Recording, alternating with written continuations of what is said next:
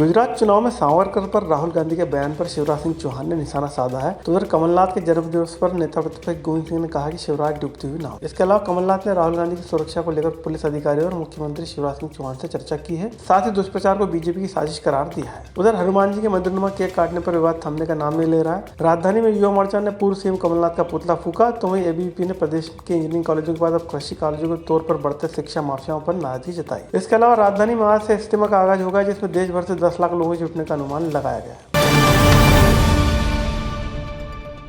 गुजरात चुनाव प्रचार के लिए गए मुख्यमंत्री शिवराज सिंह चौहान ने राहुल गांधी के बयान पर उन्हें आड़े हाथों लेते हुए इसे शहीदों का अपमान बताया। शिवराज ने कहा कि पूर्व में नेहरू और गांधी के अलावा अन्य शहीदों के नाम पर चर्चा ही नहीं होती थी, लेकिन अब सरकारें बदलने के बाद अब अन्य स्वतंत्रता संग्राम सेनानियों के नाम का भी जिक्र किया जाता है। बता दें, राहुल गांधी ने महाराष्ट्र में वीर सावरकर पर बयान दिया था, जिस पर जमकर बवाल मचा हुआ है।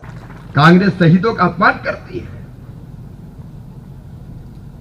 कांग्रेस की सरकार रही तो हमें यही पढ़ाया गया। देश को आजादी इंदिरा जी ने दिलाई, नेहरू जी ने दिलाई,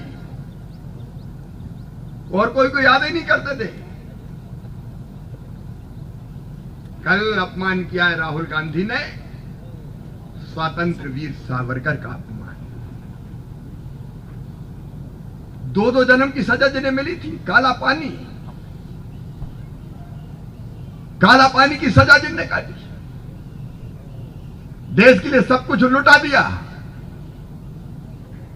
वैसे स्वतंत्र वीर सावरकर का तुम अपमान करते हो। राहुल गांधी, कांग्रेसियों, ये देश तुम्हें कभी माफ नहीं करेगा। उधर प्रदेश के नेता प्रतिपक्ष गोविंद सिंह ने शिवराज सिंह चौहान पर तंज कसते हुए कहा कि जिसे जनता ने साल 2018 में रिजेक्ट कर दिया था और जो चुनी हुई सरकार को खरीद कर प्रदेश के मुखिया बने, वे अगले चुनाव में फिर से डूबती हुई नया है। सीधे तौर पर गोविंद सिंह ने मुख्यमंत्री शिवराज सिंह चौहान पर राहुल गांधी के तंज कसने का अपने अंदाज में जवाब दिया है। के नेतृत्व में मध्य प्रदेश में सफाया होने वाला है। डूबती नाव में उनके कौन बैठेगा, उनके पीछे कौन सोचेगा कि हम डूबने के लिए मरने को तैयार हैं। बीजेपी की बड़ी डिमांड है, गुजरात डिमांड है तो परिणाम नजर हो जाएगा। मध्य प्रदेश में पहले अपनी डिमांड दिखाएं, तब आगे फिर दूसरे प्रदेश की सोचें।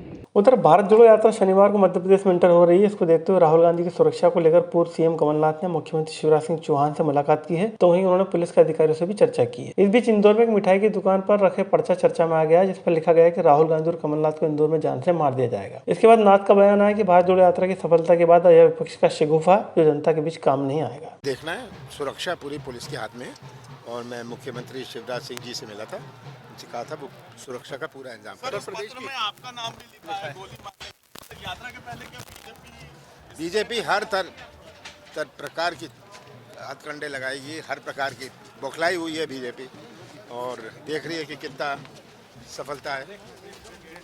अपने जन्मदिन की पूर्व संध्या पर कमलनाथ द्वारा मंदिर में केक काटे जाने के बाद विपक्ष के निशाने पर हैं। शुक्रवार को राजधानी में भारतीय जनता युवा मोर्चा ने पूर्व सीएम के पुतले का दहन कर माफी मांगने की मांग की है। हालांकि इस मामले का पटाक्षेप पहले ही हो गया। जिस महिला ने केक नाथ के सामने रखा था, उसने सार्वजनिक तौर पर माफी मांग ली है। इसके बावजूद राजनीतिक मंच पर यह मामला अभी भी भुनाया जा रहा है। भारतीय जनता युवा मोर्चा जिला भोपाल द्वारा मध्य प्रदेश के पूर्व मुख्यमंत्री कमलनाथ का पीला दहन किया था। इस प्रकार से उन्होंने अपने जन्मदिन के उपलक्ष्य में मंदिर के आकार का केक काटकर और हनुमान जी की फोटो लगी हुई केक काटकर हिंदुओं के खिलाफ जरूरत थी, उसके विरोध में आज हम सभी युवा मोर्चा के कार्यकर्ताओं ने आज प्रदेश में शिक्षा माफिया एक बार फिर सक्रिय है। इस बार इंजीनियरिंग की बजाय कृषि कॉलेज और यूनिवर्सिटी में चल रहे फर्जीवाड़े पर फोकस किया जा रहा है। यह कहना अखिल भारतीय विद्यार्थी परिषद का जल्द ही इसके खिलाफ एक बड़ा आंदोलन करने जा रहा है। एबीवीपी का मानना है कि प्रदेश में 40 से ज्यादा यूनिवर्सिटी और कॉलेज हैं जो इस तरह के फर्जीवाड़े में लिप्त हैं। तो लेकिन जो शिक्षा माफिया है वो तुरंत इस चीज को भाप लेते हैं कि किस तरह से फ्लो कहाँ जा रहा है। आज इंजीनियरिंग के कॉलेजों की दशा ऐसी है कि जो इंजीनियरिंग कॉलेज थे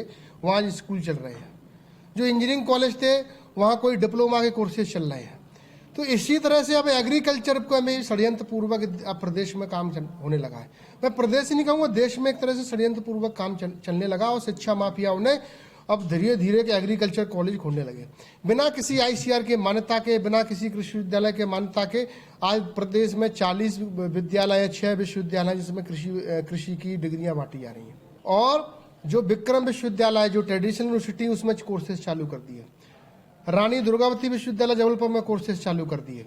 तो कहने का मतलब ये है कि दुर्गावती में, विक्रम विश्वविद्यालय में पहले से इतनी समस्याएं हैं, जो कोर्सेज चल रहे थे उसमें एग्रीकल्चर कोर्सेज ऐड कर दिया कहने के लिए कि हमने एक कोर्स और बढ़ा दिया। लेकिन हमने वहाँ ना फैकल्टी बढ़ाई, ना हमारे पास लैब बढ़ाई, ना लाइब्रेरी बढ़ाई, ना हमने क्लासरूम बढ़ाया। तो ये कोर्सेज बढ़ाने से कैसे क्वालिटी मेंटेन होगी? तो ये पूरी कॉन्फ्रेंस का जो प्रेस कॉन्फ्रेंस का जो ऑब्जेक्ट है, वो उद्देश्य ये है कि कृषि शिक्षा को गुणवत्ता युक्त किया जाए, कि इंजीनियरिंग की तरह इसका बंटाधार ना हो।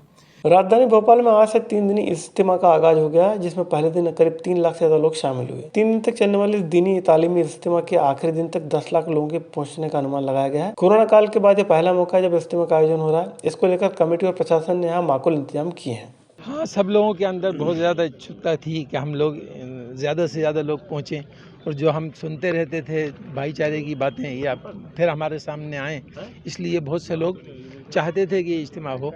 हाँ, नॉन वेज इसलिए नहीं रखा कि उससे थोड़ी बहुत लोगों को परेशानी होती थी, इसलिए नॉन वेज नहीं रखा, वेज ही वेज रखा है। उसका जो वेस्टेज होता था उससे ही परेशानी होती थी, इसलिए।